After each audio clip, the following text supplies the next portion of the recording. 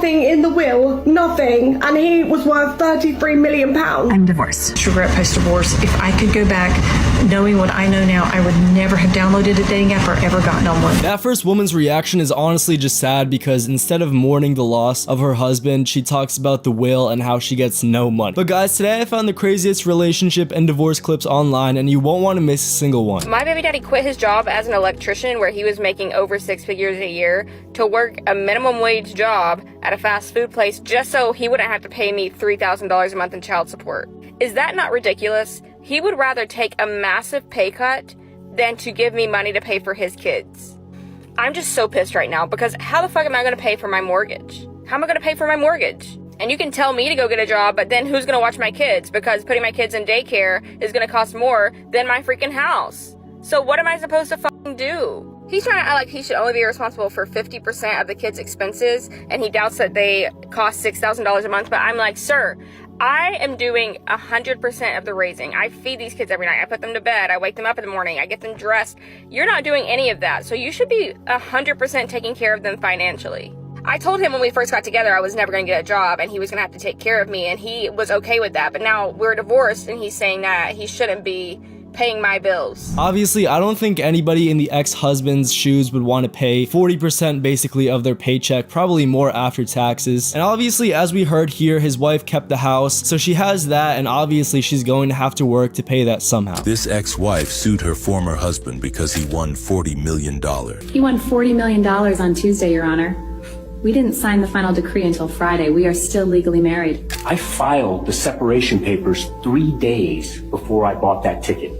She moved out a month ago. I bought it with my own money. A filing is just paperwork, Judge. Under state law, all income is a marital asset until the judge signs. Ma'am, you are correct that the final decree wasn't signed. However, the legal date of separation permanently severs the community estate. That ticket is his sole property. You get nothing. Case dismissed. It's honestly insane how confident this woman was, and she went into the court thinking that she was about to get 20 million of his dollars that he won. Good on this man for standing his ground, and good on the judge for knowing the law. The problem with dating as single moms, I don't understand the issue with these men. We're talking men in their late 30s, like 38, 39, and as soon as you mention you've got children, they don't want to fucking know. And I don't get it. And then they go simping over 21-year-olds. And that's because they've got no responsibility. The free-spirited to get to do whatever the hell they want, and it makes them look good and feel better about themselves. There is nothing wrong with dating a single mother. Like, my kids are practically teenagers. Well, my daughter is. She's nearly 16. My son's nearly 11. If anything, I've got more free time now opposed to what I had 4 years ago. This whole stigma of, like, dating someone with kids has really, really got to stop. Like, it's wrong. It really is wrong. Like, what's wrong with me? I'm 33 years old. I know what I want. I'm responsible. I do a pretty good job raising my children on my own. I've been single 4 years. What's the problem? So there is going to be a notable population of men who just don't want to date single moms, and honestly, that's fine for them, and anybody can have their preferences, just as this woman probably has her preferences for dating as well. Divorce my husband. Why did I divorce my husband? I divorced my husband because I was making a certain amount of money. I divorced my husband because I thought I didn't need him anymore. I divorced my husband because I had this senior position at work and thought I held the same position at home. I divorced my husband because I thought I was better than him because I had my degree now. I divorced my husband because I thought a successful marriage meant I was here and he was down here. That is not success. That's sickness. I found myself divorced and out there looking for love in all the wrong places. This one and that one and that one and that one and this one and that one, and my body count going up and my value going down. I'm just gonna call it like a TI is. All the while my husband done found somebody else building a relationship and building a life with them. I should have stayed married to my husband. I felt like I was on this dark road with no street lights, pitch dark, and I couldn't find my way and didn't know which way to go. I felt lost. I felt like I was walking barefoot on that dark road with pebbles and hot rocks sticking my foot. I felt hurt. I felt alone because every time he and that one and this one and that one left my bed, I was alone all by myself. And which was supposed to be soft and comfortable for me, my pillow, it was now filled with tears. I should not have left. Deep down, this is a pretty sad realization, but at least she came to the realization that now, she understands what was happening and that she wasn't truly fulfilled before. But it's also clear that she probably did not love her husband enough to stick around because obviously she got divorced. Why is the house still in his mama name? I just got back from reviewing a divorce petition. I asked the client specifically, is the house in your name? He's like, yeah, it's been my house since my mother passed away.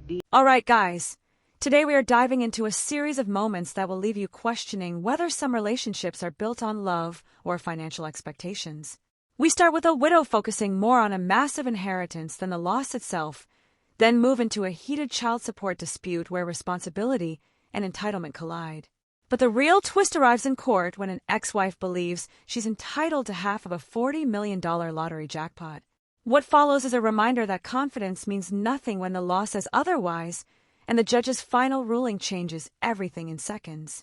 Smartest things that you can do, and at this point it's clear that the woman is kind of just regretting her decisions. And this right here is exactly why men put their properties in their mother's name or their father's name or somebody else, just in case they get divorced and she tries to take half of it. I've decided me and my boyfriend are probably gonna have to break up. I've just been getting a ton of red flags from him lately, and today was my last straw. He took it upon himself to plan our entire Valentine's Day plans. He didn't ask me once what I wanted to do. I was going through his phone to be psycho, and I saw everything that he had planned, and when I saw it I was disgusted. For starters, the restaurant he booked was 4.9 stars, and if I would have taken Instagram pictures there and my friends looked the place up and saw that, I would have been humiliated, 5 stars or nothing. Then I saw he ordered me red roses. How basic can we be? He knows I like pink, he knows I like light purple, he just doesn't think about me. The reaction in the comments of this video just demonstrates the gaping wide difference between how women think versus how men think. Because women in the comments are saying that this is absolutely a joke, and it's actually a way of this lady bragging on her man without sounding like a gross lady hyped up on love. But then there's men in the comments that are taking it very seriously. They're saying that she does not appreciate her man and that her man deserves better. So guys, what do you think? I mean, regardless of if it's a joke or not, it's good that,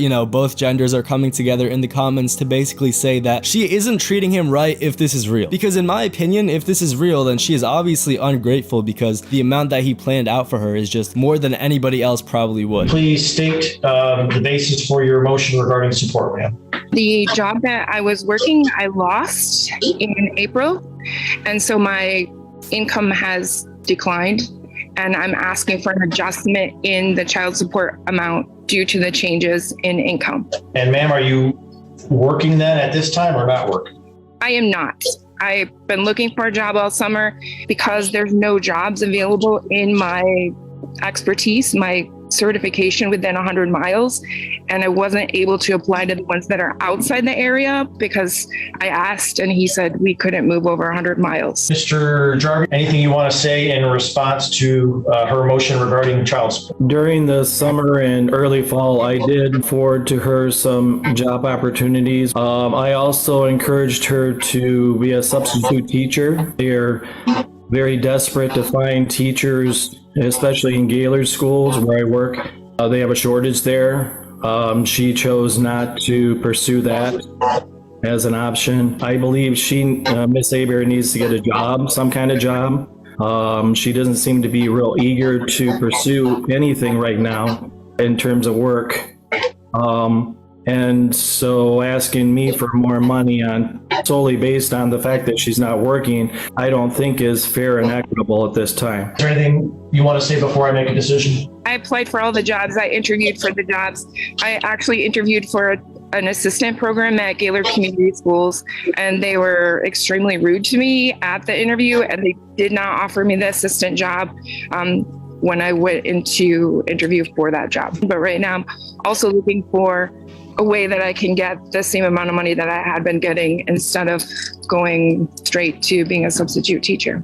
All right, well, given that information as to the motion regarding support, at this point, I'm not I'm not really inclined to change the She is basically admitting that she is going to go to whatever length in order that she needs to get that money. And that includes taking money from this man. A man asked me for coffee today after work, and I politely told him no, and then brought myself to McAllister's, where I got this croissant, this grilled chicken sandwich, and an entire bowl of broccoli cheddar soup and a Dr. Pepper for under $25. Now, I'm not going to argue with you about how you like to date, just like I don't want you to argue with me about how I like to date. But coffee is never going to be an option for me. And just like I respect your choice to coffee, respect mine to not coffee. Biggie had two baddies fighting over him and eating his groceries. And for some reason, men seem to think that I can't find a man that's willing to take me for coffee. And I notice anytime that I post anything about dating, especially on this app, the number one comment that I get is because I'm fat and ugly, that I should be willing to settle for whatever a man is willing to offer me, right? And I always find that interesting because it almost feels like they have this assumption that any man who's trying to date me has never seen me before. And what I noticed from that comment section is a lot of people like coffee dates or ice cream dates or whatever the case may be because it's low effort, low commitment, low risk. And for the men, it's cost effective, right? And a lot of people were trying to compare it to a job interview, right? And I think the part that they are skipping with the job interview is after you submit your resume and the application, if you are deemed worthy, what happens? You get the phone interview.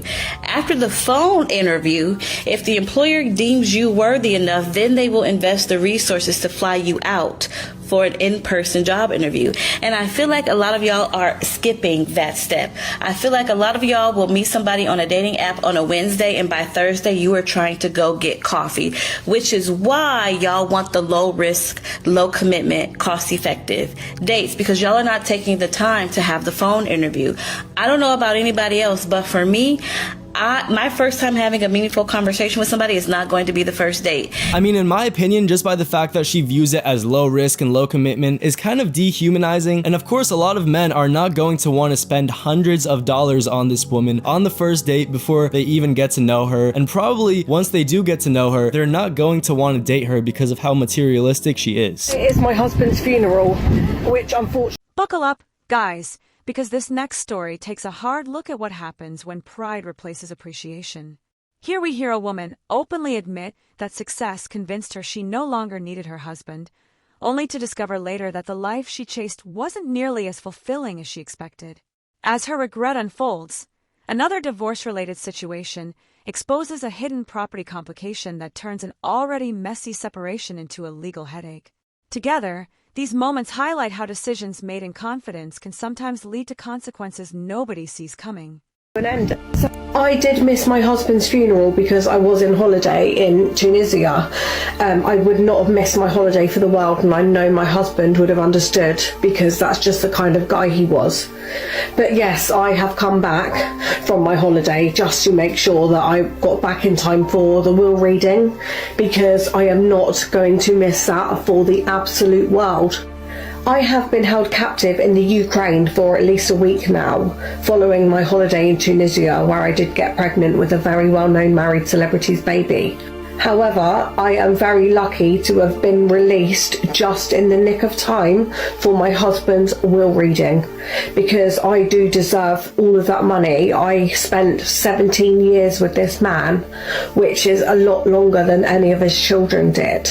So I deserve the inheritance a lot more than his own children. So I am going to fight the will with lawyers if he has left any of his inheritance to his children, because they do not deserve it, unlike me, who looked after him every single day for 17 years when they were out living their own lives. I mean, I am honestly lost for words after watching that video. Just the fact that she didn't show up to her husband's funeral just because she had a vacation planned is insane. I'm sure that most people, even if they were on a vacation at the moment, if they found out that their husband died, they would probably book the first plane ticket back home just to attend that funeral. And it really did not even seem like she was sad about it at all. The divorce, I got $600,000.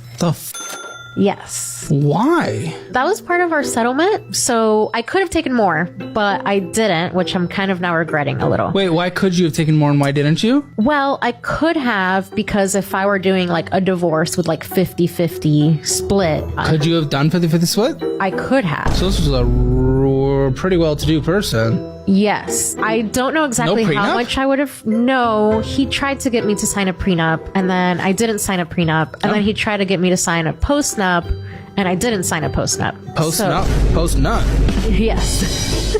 Yeah, we decided in the settlement agreement that I would get $600,000. Why the do I have so much debt here? Where did the $600,000 go? When did you get the $600,000? 2 years ago. Okay, where the is it? It's gone.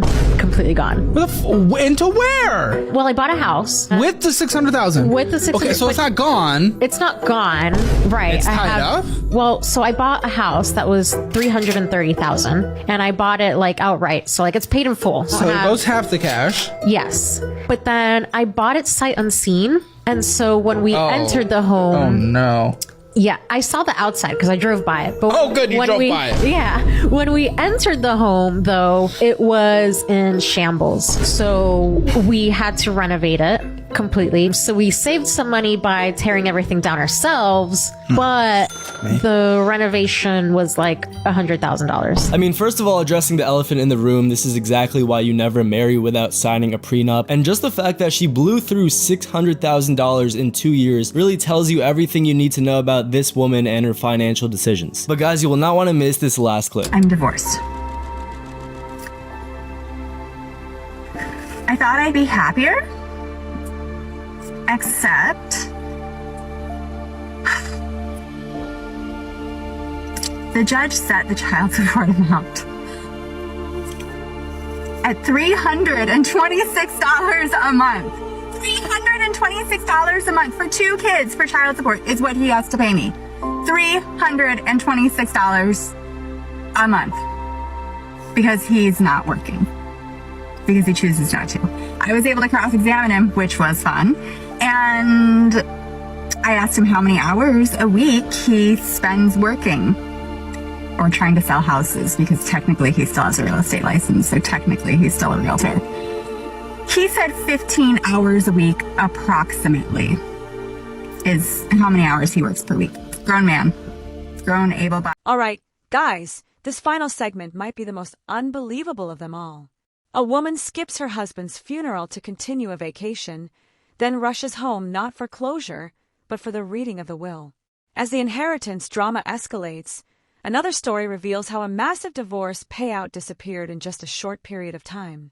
To close things out, a courtroom battle over child support raises even more questions about accountability and financial responsibility.